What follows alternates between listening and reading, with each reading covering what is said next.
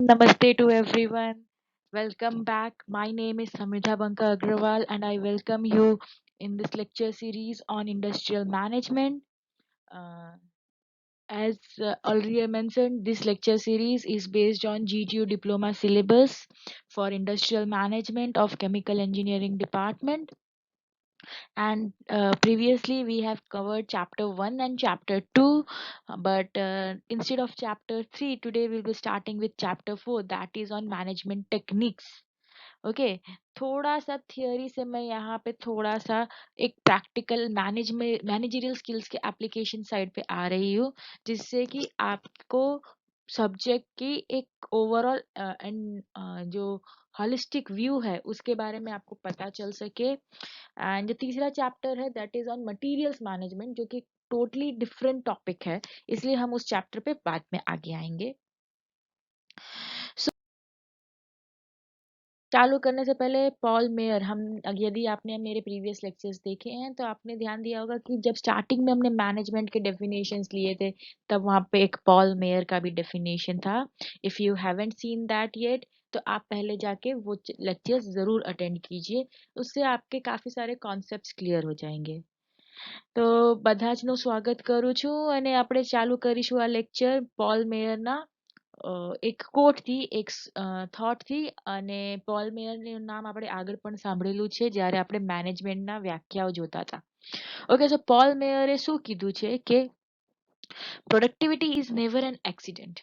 Productivity ભૂલથી કે ગલતીથી કે ચૂકથી કે તુક્કાથી નથી થતું। It is always the result of a commitment to excellence, intelligent planning and focused efforts।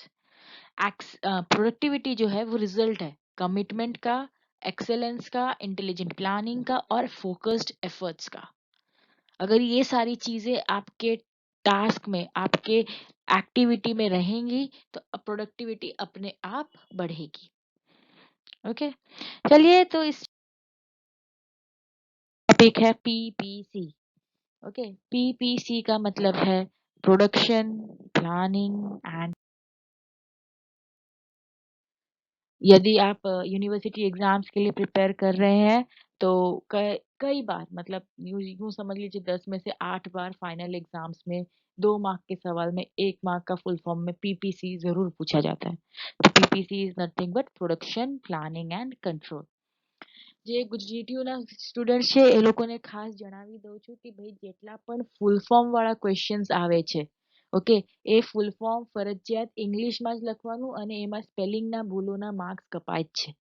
તો જો 1 માર્કમાં પીપીસી નો ફૂલ ફોર્મ લખેલું હોય તો તમારે વ્યવસ્થિત ઇંગ્લિશમાં લખવાનું છે અને કરેક્ટ સ્પેલિંગ જોડે, નહીં તો માર્ક્સ ડિડક્ટ થશે। Production of goods and services is the prime objective of any business activity. Through production, businesses achieve their goals and plannings. Planning is blueprint of the action. It is the ideas and plan on paper and in minds of the manager on which real actions are initiated. बहुत सीधे हिसाब में planning क्या है? Blueprint of action. Blueprint का क्या मतलब है कि हम जो भी काम करने वाले हैं वो कैसे करने वाले हैं इसको हम फोरसी करते हैं, इसको पहले से निर्णय करते हैं, निश्चित करते हैं उस बात का। ओके, तो ये प्लानिंग है। तीसरा है कंट्रोल। तो कंट्रोल क्या है? Control is the activity which keeps production on right track. Control से हमने जो प्लान किया है अपना प्रोडक्शन का एक्टिविटी, वो सही ट्रैक पे चल रहा है कि नहीं वो फाइंड करते हैं। ઓકે, એકવાર પાછો રિપીટ કરું છું।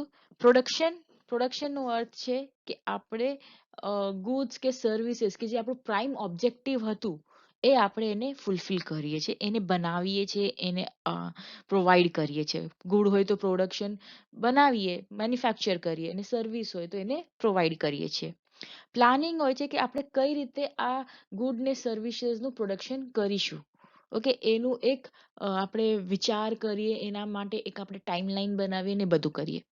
અને કંટ્રોલ એ છે કે આપણે જે પ્રોડક્શન માટે પ્લાન કરેલું છે અને જ્યારે આપણે આ પરફોર્મ કરીએ પ્રોડક્શનની એક્ટિવિટી, ત્યારે એ એવી રીતે જ ચાલે છે જેવી રીતે પ્લાન કર્યો છે કે એમાંથી ડેવિએશન થાય છે? જો ડેવિએશન થશે તો એનું એક ફીડબેક મોકલવામાં આવશે, કાં તો પ્લાનિંગમાં કાં પ્રોડક્શનમાં, ગમે ત્યાં જ્યાં જરૂર પડે, સો દેટ આપણો પ્રોડક્શન જો પ્લાન છે અને જે થાય છે એમાં ડેવિએશન, એમાં જે અંતર છે એ ઓછું થતું જાય. According to Alfred and Beatty, આ અહીંયા હવે PPC નું exact definition, exact વ્યાખ્યા આપણે જોઈશું. Okay, so the definition of PPC as per Alfred and Beatty is that production planning and control comprises of. Now if you see here, यहाँ ध्यान देंगे आप लोग तो काफी सारे words हैं और सारे words बहुत ही important है. ओके ये सारे वर्ड्स इंपॉर्टेंट है, इसलिए डेफिनेशंस स्पेशली जब आप मैनेजमेंट में करते हैं ना तो थोड़े वर्ड्स के ऊपर फोकस रखना पड़ता है. ठीक है, तो इसका मतलब ये नहीं गुजराती में या हिंदी में आप कुछ भी लिखते हैं. सो बेटर है कि इंग्लिश में ही फॉलो करें और वर्ड टू वर्ड इसे याद रखने की थोड़ी सी कोशिश करें. थोड़ा सा समझना है बट काफी सारा रिमेम्बरेंस पार्ट रहेगा. ठीक है, काफी सारा रोट लर्निंग इन टेक्निक्स में इस वक्त रहेगा क्योंकि आप इनको इस वक्त अप्लाई नहीं कर सकते जब तक आप इंडस्ट्री में नहीं जा रहे. ठीक है, तो production planning and control comprises of क्या क्या है इसमें? Planning, routing, scheduling, dispatching and follow up. Okay, ये 5 फंक्शंस हैं. पीपीसी के 5 फंक्शंस हैं. इस पे भी इंपॉर्टेंट क्वेश्चन है, हम आगे भी पढ़ेंगे. Planning, routing, scheduling, dispatching and follow up. ठीक है, प्लानिंग मतलब कि हम एक सोच बनाते हैं, एक ब्लूप्रिंट बनाते हैं. रूटिंग हम उसका टाइमलाइन सेट कर उसका एक डायरेक्शन देते हैं कि वो कौन सी एक्टिविटी पहले होगी, कौन सी बाद में होगी. शेड्यूलिंग कब होगी. डिस्पैचिंग उन एक्टिविटीज को करना. ओके, एंड फॉलो अप वो जब किया तो उसके बाद हम वो किस लेवल पे चल रहा है, बराबर चल रहा है कि नहीं, वो सारा follow up. So organized that the movement of material, first point, performance of machines and operations of labour, ये तीनों चीजें ही are directed and coordinated as to. इन तीनों चीज का डायरेक्शन और कोऑर्डिनेशन किस तरह से किया जाता है कि quantity, quality, time and place सब में हमें बेनिफिट हो. ओके, तो यहाँ पे आप देख सकते हैं कि there are 3 sets of terms. Okay, पहला है फंक्शंस ऑफ पीपीसी जिसमें planning, routing, scheduling, dispatching and follow up आ रहा है. उसके बाद प्रोडक्टिव प्रोसेस के लिए मटेरियल्स जो चाहिए, movement of material, machines and operation of labour, जिनसे ये काम होगा, उनके बारे में बात कर रहे हैं. और तीसरा, उनसे हम क्या एक्सपेक्ट कर रहे हैं कि quantity, quality, time and place directed हो और कोऑर्डिनेटेड हो. So this was the definition. इसका एक सिंपल फ्लो डायग्राम भी है, देख लीजिए. प्लानिंग, प्रोडक्शन, कंट्रोल, फिर फीडबैक.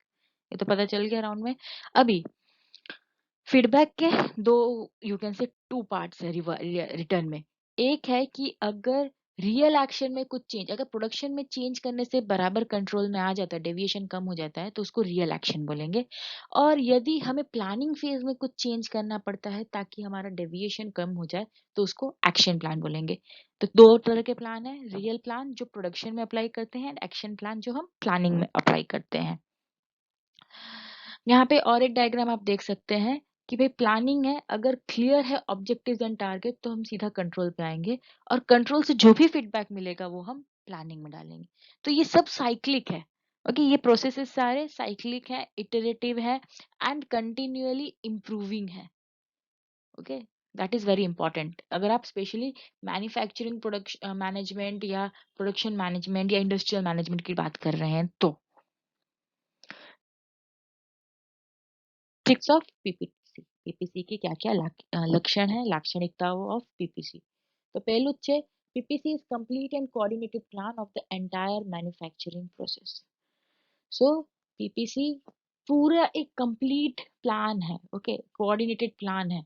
मतलब ऐसा नहीं है कि अभी आज एक टुकड़ा कर दिया, कल फिर दूसरा टुकड़ा कर दिया, फिर इधर प्रोडक्शन उधर चल रहा है, उधर ऐसा नहीं होता. पहले आप पीपीसी पूरा गाइडलाइन जो है, मैनुअल जो है, ओके, उसको आप डिस्क्रिप्टिव फॉर्म में स्टेप बाय स्टेप डिटेल्ड वे में आप मेंशन करते हैं, उसके करस्पॉन्डिंग मटेरियल्स प्रोवाइड करते हैं, आप ड्राइंग्स बनाते हैं, चार्ट्स बनाते हैं, गैंट चार्ट्स बनाते हैं, सब बनाते हैं.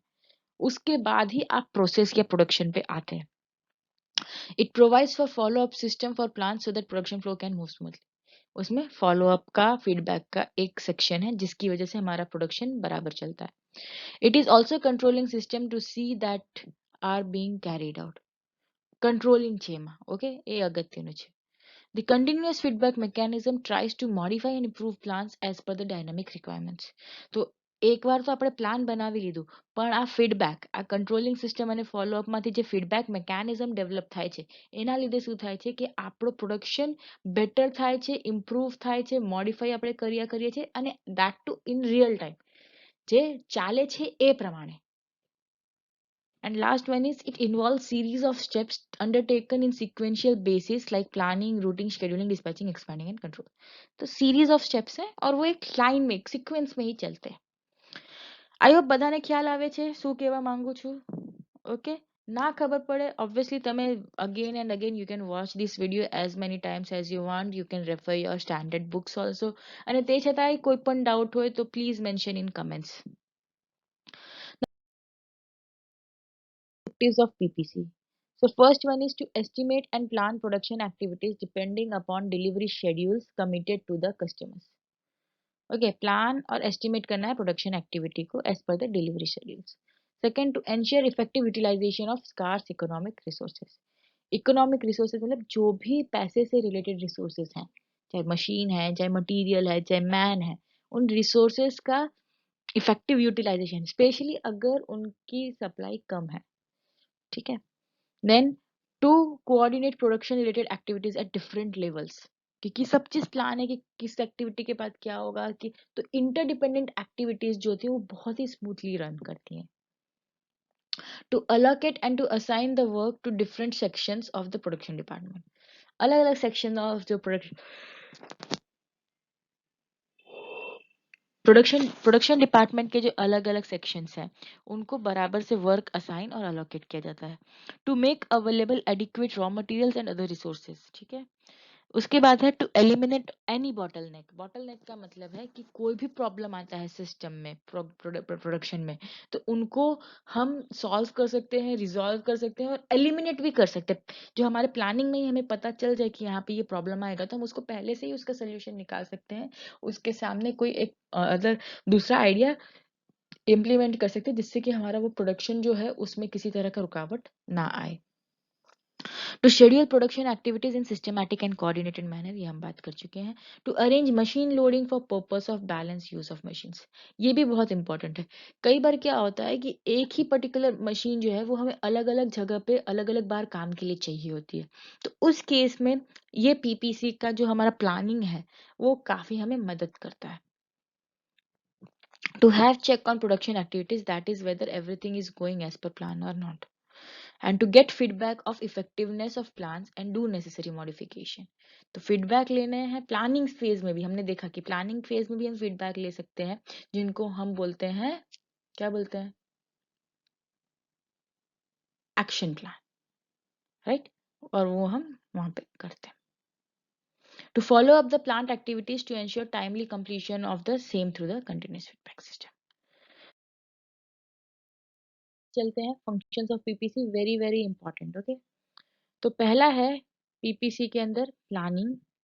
प्लानिंग में दो पार्ट आते हैं, रूटिंग और लोडिंग एंड शेड्यूलिंग. दूसरा है एक्शन, एक्शन में आता है डिस्पैचिंग. एंड तीसरा है कंट्रोल, जिसमें आता है follow up and expedition.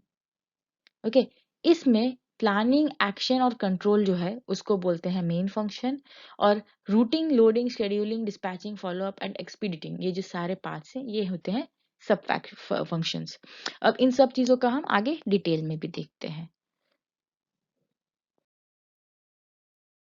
PPC में पहला था रूटिंग. रूटिंग क्या है? It is the process of deciding sequence of any process और ऑपरेशन टू बी परफॉर्म्ड. तो रूटिंग का मतलब है कि हमने हमारे प्रोसेस का पाथ वो डिसाइड किया. ठीक है. It depends on following factors, activities perform prior, parallel and after the process under planning. Okay, तो जिस पर्टिकुलर एक्टिविटी की प्लानिंग कर रहे हैं उसके पहले कौन सी एक्टिविटी है, उसके साथ कौन सी एक्टिविटी चल रही है, उसके खत्म होने के बाद कौन सी एक्टिविटी आएगी, इन सब पे ही रूटिंग डिपेंड करता है. दूसरा फैक्टर है मशीन अवेलेबल, तीसरा है मैन पावर अवेलेबल. अब हमारे पास मशीन कौन सी अवेलेबल है, कब अवेलेबल है, કે આપણા જોડે જે માણસો છે કામ કરવાવાળા એ કયા માણસો ક્યારે અવેલેબલ છે એના ઉપર ડિપેન્ડ કરે છે. And next is nature of job and quantity of job, કે કઈ રીતનું જોબ છે, સિમ્પલ જોબ છે, કોમ્પ્લેક્સ જોબ છે, અને એમાં કેટલું ટાઈમ લાગશે, કેટલું મોટું છે જોબ, આ બધા જ ફેક્ટર્સ ઉપર રૂટિંગ નક્કી થાય છે. The next one is loading and scheduling.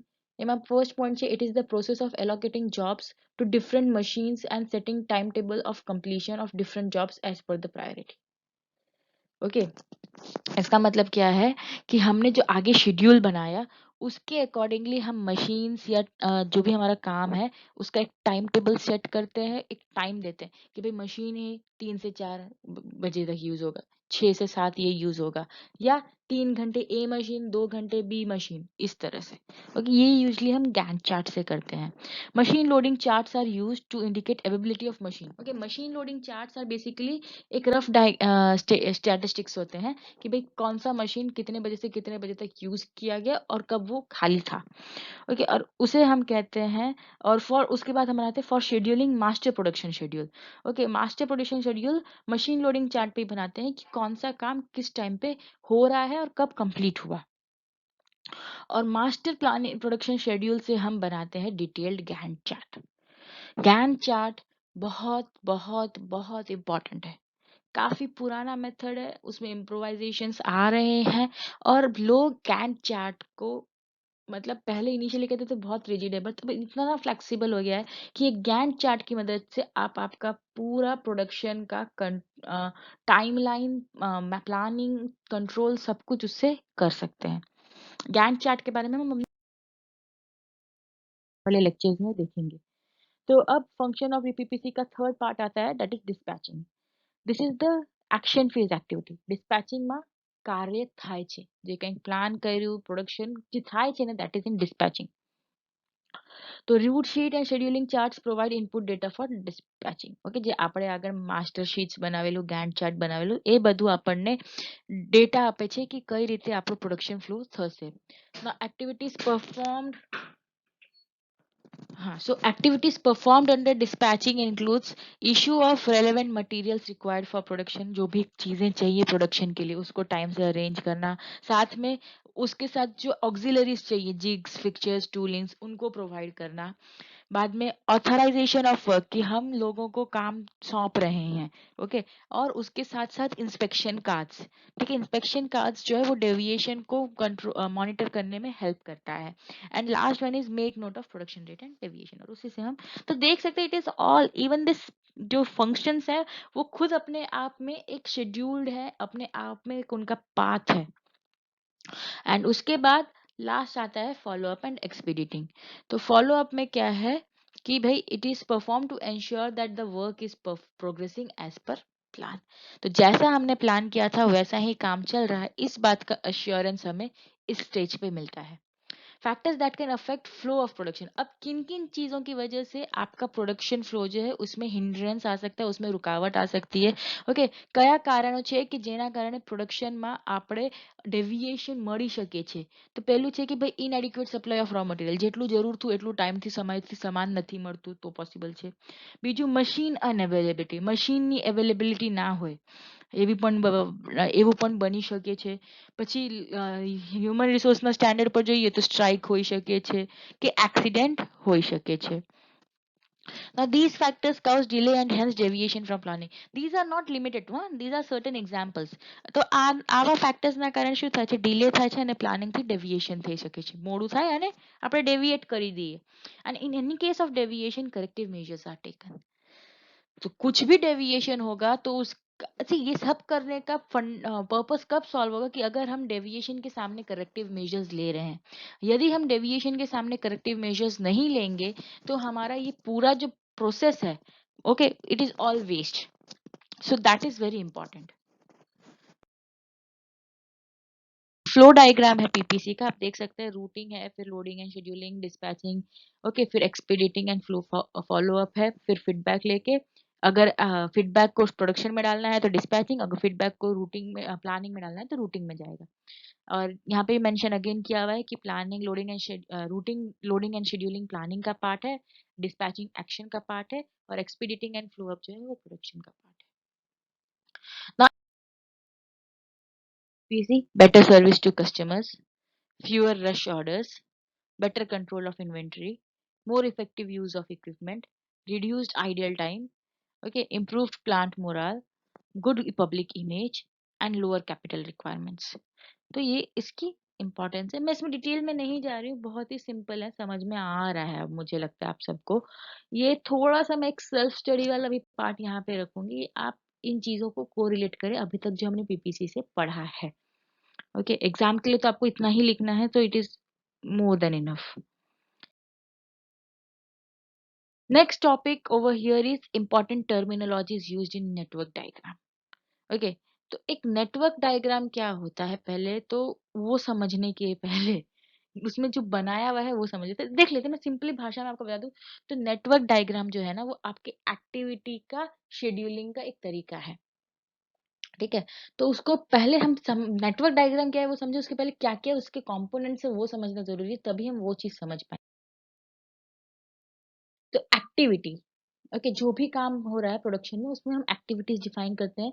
तो it is the distinct task that needs to be perform as the part of project या प्रोसेस या प्रोडक्शन। ठीक है, उसके छोटे छोटे टास्क हैं। एरो, एरोस क्या करते हैं, it shows the direction of activity, कौन सी पहले है कौन सी बाद में।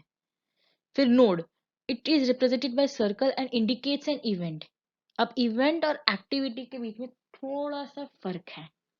ठीक है, एक्टिविटी यूजुअली क्या होता है ना कि एक जगह से दूसरी जगह।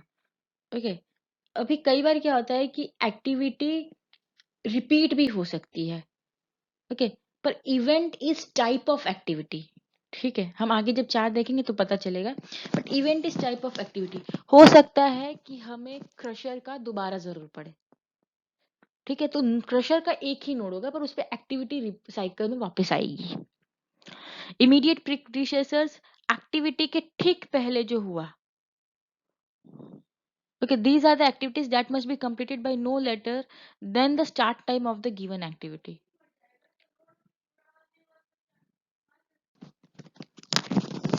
Okay, so immediate predecessor activity के चालू होने के ठीक पहले जो एक्टिविटी आती है उसको बोलते हैं, और इमीडिएट सक्सेसर एक्टिविटी के खत्म होने के ठीक बाद जो एक्टिविटी आती है उसे इमीडिएट सक्सेसर बोलते हैं। फिर पाथ, पाथ क्या है कि जिस रास्ते से आपका पूरा एक्टिविटी हो रहा है उसे उसका पाथ बोलते हैं।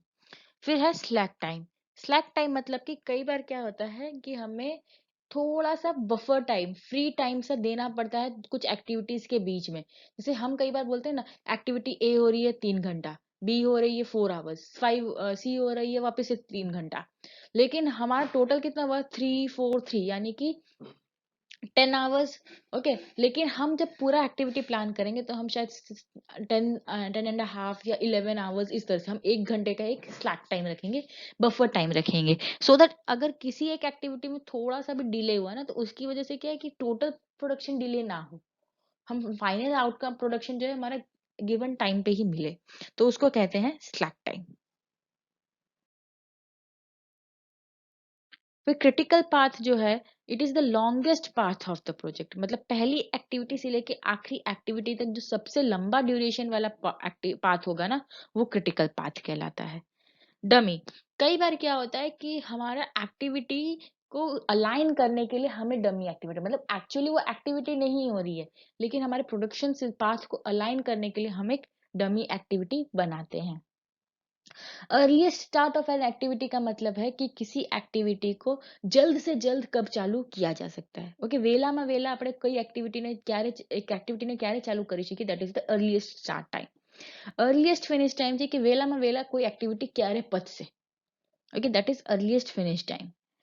लेटेस्ट स्टार्ट टाइम इज कि किसी भी एक्टिविटी को चालू करने में कितना मैक्सिमम डिले हो सकता है।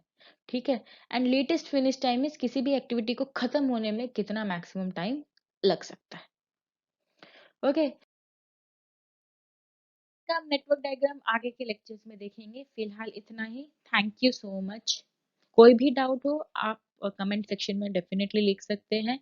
यदि आपको किसी भी और क्वेश्चंस की या किसी भी और सॉल्यूशंस की ज़रूरत है तो भी आप कमेंट में मेंशन कर सकते हैं। कुछ टीचिंग मेथोडोलॉजी में आप मेरे इम्प्रूवमेंट चाहते हैं, चेंजेस चाहते हैं तो आप उसे भी मेंशन करें। यदि अच्छा लगा तो भी आप मेंशन कर सकते हैं। Please do like share okay and comment so that I get to know कि आपके हमारे आपके क्या व्यूज़ हैं, आपके क्या रिव्यूज़ हैं इन टॉपिक्स को लेके। Thank you. Have a nice day everyone.